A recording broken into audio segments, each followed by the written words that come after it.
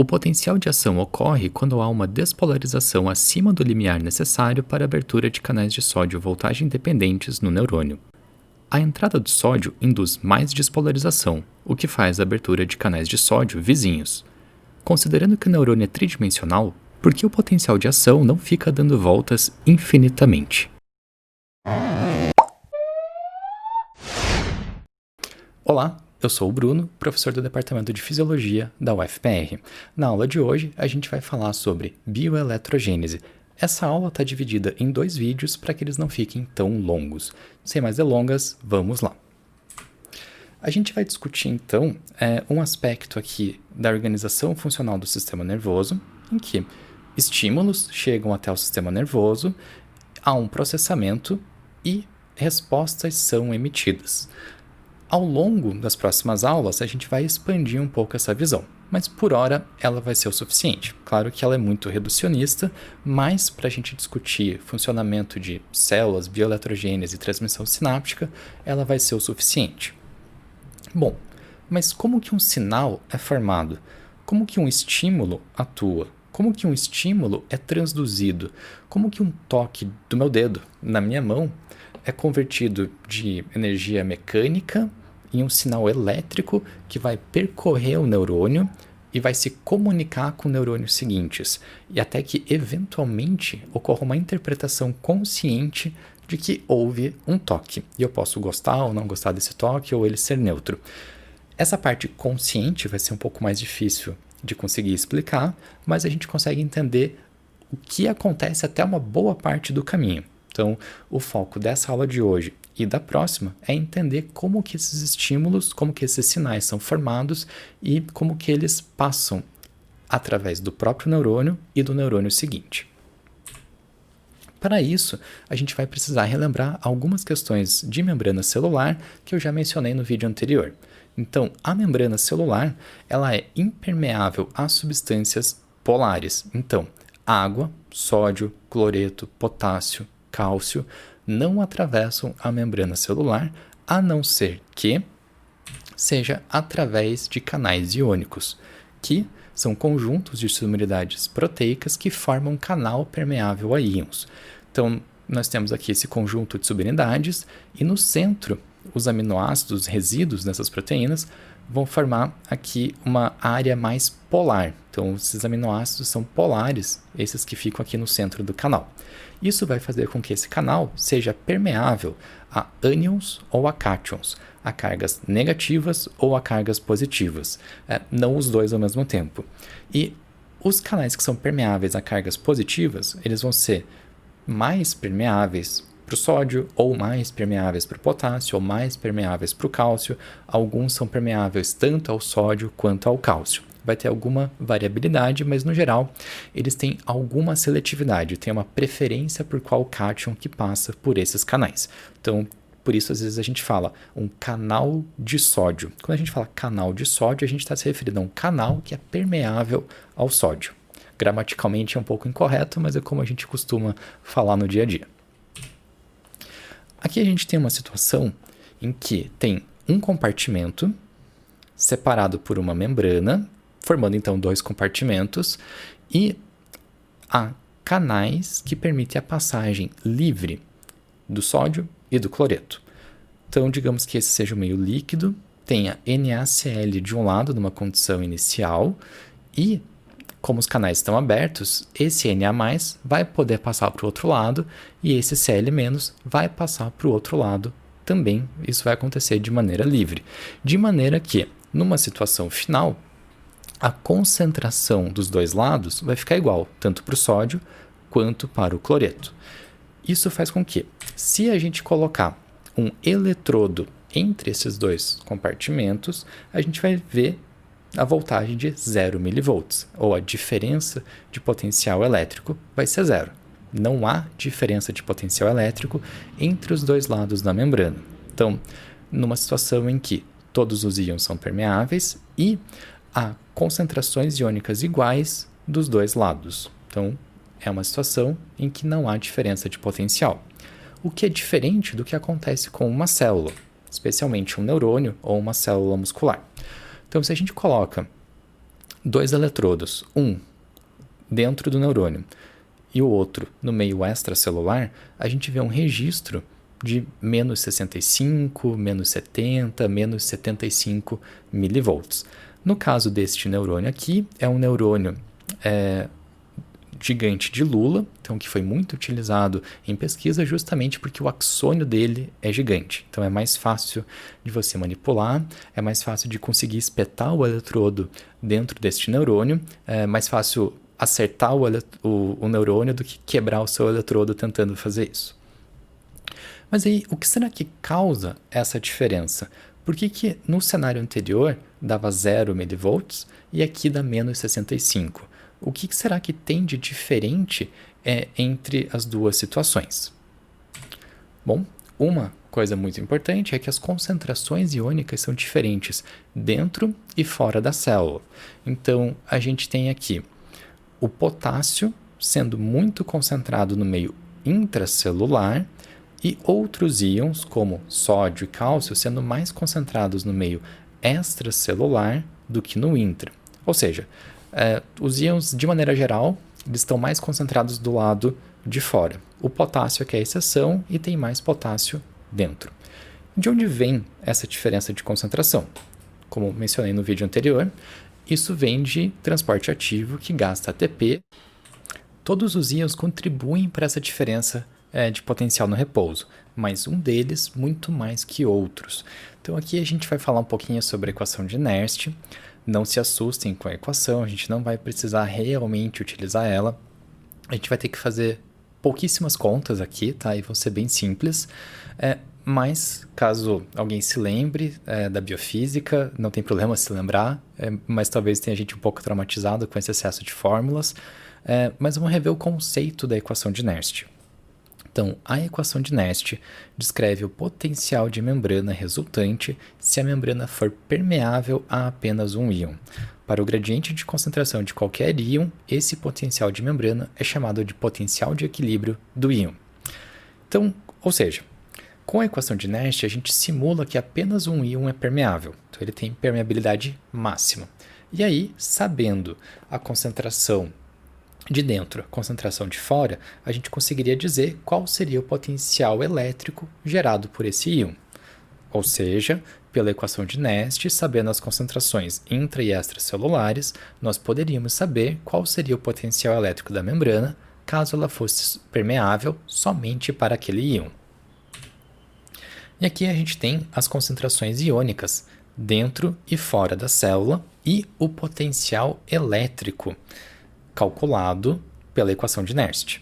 Então, qual íon parece contribuir mais para o potencial elétrico do neurônio? A gente olha aqui o do potássio, está em menos 80 milivolts. Do sódio, mais 62, sinal importante. O do cálcio, mais 123. Então, qual que se aproximou mais do menos 65? Bom, foi o potássio, certo? Então, o que será que o potássio tem que é diferente dos outros? Além das diferenças de concentração, o que mais pode ser importante para o potencial elétrico? A gente vai ver aqui. Então, os neurônios eles são mais permeáveis ao potássio. Como assim? Então, vamos pensar nessa situação aqui, hipotética. Uma situação, dois compartimentos separados por uma membrana, onde tem K+, A-. Pode pensar que esse A- é Cl-. 10 milimolar de um lado, 1 milimolar do outro. O potássio não atravessa de um lado para o outro, nem o A-. Então, a situação final fica sem permeabilidade, 0 milivolts, não tem potencial de membrana. Mas, numa outra situação aqui, a gente vai ter que a membrana é permeável ao potássio. Então, 10 milimolar de um lado, 1 milimolar do outro. Como será que fica na situação final? Se fosse glicose, se fossem moléculas de glicose, a gente poderia pensar que por difusão, 10 mais 1 do outro lado dá 11, dividir por 2 fica 5,5 para cada lado. Olha as contas simples que a gente ia fazer. Mas é mais simples ainda do que isso, porque na situação final, as concentrações ficam exatamente iguais. como assim iguais? Por que o potássio não sai do lado mais concentrado e vai para o menos? Ele faz isso através do gradiente químico, que é dessa diferença de concentração. O potássio vai mais para o lado menos concentrado. Mas não é só o gradiente químico, tem o gradiente elétrico. Então, quando o potássio sai, ele está levando cargas positivas e deixando negativas. Isso dificulta com que ele saia mais ainda, porque ele já levou cargas positivas para o outro lado e positivo com positivo se repele. E o importante disso é que ao redor da membrana e apenas ao redor da membrana tem uma diferença de cargas elétricas. Ficou mais positivo para esse lado e mais negativo para esse lado. E é isso que forma o potencial de membrana de um neurônio. Isso que dá o potencial de repouso de um neurônio. Vamos colocar aqui para fazer uns rabiscos. Então a gente tem o nosso potássio. Então aqui é uma membrana. Para baixo é o lado intracelular, com bastante potássio dentro. Esse potássio tende a sair. Então, quando ele sai, ele traz uma carga positiva e deixa uma carga negativa aqui. Então, positivo com negativo tende a se atrair, só que essa carga negativa não atravessa o canal. Então, ela não atravessa o canal, mas ela continua sendo atraída por essa carga positiva que saiu. Então, há uma atração entre essas cargas. Então, as cargas elétricas elas não vão se diluindo ao longo de todo o neurônio. Para pensar no quanto de potássio que teve que sair para fazer isso, às vezes eu faço uma analogia com... Imagine quanto de tinta que vocês iam precisar para preencher o volume da sala que vocês estão agora. Imagino que seja bastante. Mas quanto de tinta que vocês precisariam para pintar as paredes? Bem menos, né? É mais ou menos essa a proporção. É uma comparação entre área e outra é uma comparação entre volume. Então, volume seria mexer na célula inteira. A área é só em volta da membrana, uma camadinha muito fina de cargas elétricas. E quem que é esse ser em vermelho aqui? Eu representei um canal para o sódio. Então, escrever direito. Então, aqui tem um canal que é permeável ao sódio. Permeável ao sódio, mas ele pode estar fechado, porque o sódio não passa pela membrana e esse canal está fechado. Então, normalmente o canal está fechado. Canal fechado para o sódio. A gente vai ver condições em que esse canal se abre e gera uma despolarização, gera um efeito contrário da polarização elétrica que tem em um neurônio. Mas espero que tenha ficado claro, principalmente aqui, essa questão do potássio. Então, eu vou repetir isso algumas vezes, tá? Não liguem, é importante que isso fique claro. Então, ao o potássio sair, ele leva uma carga positiva para fora, que faz atração com uma carga negativa que ficou dentro. Com isso, porque a concentração fica igual, né? Esse potássio, outro potássio que continua tendo muito aqui dentro, ao ele tentar sair, movimento que acontece espontaneamente, ele dá de cara com cargas positivas, então ele volta. Isso gera um equilíbrio em que a quantidade de potássio que sai passa a ser igual à quantidade que entra de volta. Então, o total que saiu para gerar esse potencial de repouso é muito pequeno, ou seja, o potencial elétrico ele conta muito mais do que o potencial químico, gerado pela diferença de concentrações.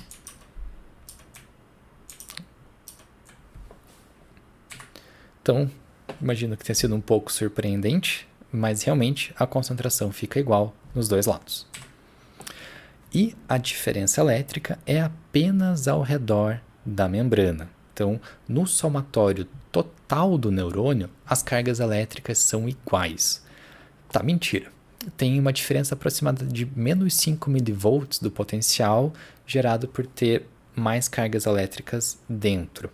Mas assim, menos 65 compara com menos 5. É muito pouco. Você pode considerar que dentro e fora o somatório das cargas elétricas é igual. Se você pensar que dentro tem proteínas com carga negativa, isso vai confundir a sua cabeça. Vamos pensar nos fatores que são mais importantes. Então, pensando nos fatores que são mais importantes, dentro e fora, concentração é igual, essa diferença é apenas ao redor da membrana.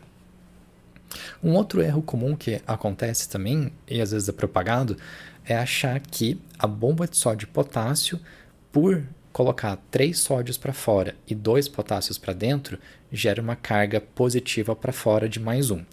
Isso também responde aí a uns menos 3, menos 4 milivolts do potencial de membrana. É muito pouco. A bomba de sódio e potássio é extremamente importante para que tenha mais sódio fora e mais potássio dentro, mas ela por si só não gera o potencial de repouso. Então, o que gera um potencial de repouso? O fato de ter diferença de concentração dentro e fora do potássio e o fato do potássio ser permeável. É apenas isso, tá? Sem maiores complicações. E se você altera a concentração de potássio, você afeta a polarização da membrana. A forma mais fácil de você alterar a concentração de potássio é mexer com o meio extracelular. Então você coloca um sal concentrado, cloreto de potássio, vai aumentar a quantidade de potássio, o potássio é permeável e vai mudar esse balanço do potássio que sai com o que entra, até que com uma certa concentração ele passe a entrar mais do que sair. Com isso, a membrana vai ficando mais e mais positiva. Ela estava polarizada e você está despolarizando a membrana. Só que aumentar potássio não é a forma mais comum de ter uma despolarização em um neurônio. Até porque a gente tem células chamadas de astrócitos que regulam o excesso de potássio no sistema nervoso central. É letal para o nosso cérebro, para os nossos neurônios, para o funcionamento dos nossos neurônios, ter um excesso de potássio. Então, eles vão disparar desenfreadamente, depois vão parar de disparar, vai ter uma alteração geral de função neural por um excesso de potássio. Então, a gente tem células que fazem esse controle, então, que são os chamados astrócitos. Vamos ver aqui de novo essa questão do potássio, desculpa se for repetitivo. Então, a gente tem uma membrana, potássio saindo.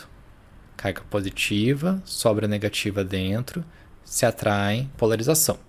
Canal de sódio está fechado, mas tem estímulos que geram despolarização no neurônio, que vão promover justamente a abertura destes canais. Então, o que acontece quando um canal de sódio é aberto? O sódio vai entrar para o neurônio e vai trazer uma carga positiva. Então, antes era o contrário, o K+, saindo da esquerda, indo para a direita e ficando positivo aqui na direita. Agora é o sódio indo da direita para a esquerda, trazendo cargas positivas, despolarizando o neurônio. Então, indo para cá, nessa situação aqui, a gente tinha a polarização normal, então, membrana negativa do lado de dentro, mas com a abertura do canal de sódio, e tem vários estímulos que podem promover essa abertura, o sódio entra e traz cargas positivas, e essa membrana passa a ser despolarizada. Essa despolarização, ela diminui conforme se afasta do local do estímulo. Pense que você jogou uma pedra num lago. Vão ter ondas maiores inicialmente, e conforme você se afasta do centro de onde você soltou a pedra, essas ondas vão ficando mais fracas. Isso acontece com um neurônio aqui. Então, você pode colocar um estímulo, uma injeção de corrente artificial no axônio, e tem uma certa despolarização. À medida que você registra mais longe desse local do estímulo, essa despolarização vai diminuindo, diminuindo, diminuindo, até que você não vê mais essa despolarização. Ela se dissolveu, ela se evaporou no meio do caminho. Só que o curioso é o seguinte: a partir de uma certa despolarização, a partir de um certo estímulo elétrico, então esse estímulo elétrico, nesse caso aqui, está sendo administrado de maneira artificial, mas ele pode ser gerado por estímulos ambientais, pode ser a intensidade de um estímulo mecânico, pode ser o quanto de neurotransmissor, de moléculas que um neurônio está liberando para o outro. O fato é, a partir de um certo ponto de despolarização, ao invés de a gente ver que ela vai caindo ao longo do tempo, a gente tem esses picos que se repetem ao longo do axônio. Se você mede aqui, tem o pico. Mais distante, mais longe, você não vê um decaimento desse pico, você vê um novo pico com começo, meio e fim. Esse pico com começo, meio e fim se chama potencial de ação. E o potencial de ação é algo que acontece de maneira como um estímulo de feedback positivo, como foi o exemplo do primeiro vídeo desse canal, em que a despolarização gera mais despolarização ainda. Então, ele vai se retroalimentando. Mas a gente fala mais sobre potencial de ação no próximo vídeo. Até lá!